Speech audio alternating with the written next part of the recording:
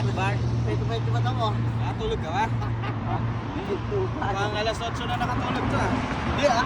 Alas 10 na siguro, alas 11. Pagkadating ko, diretso higa na. Hindi na ginagana. Wala pa ito. Nagilam.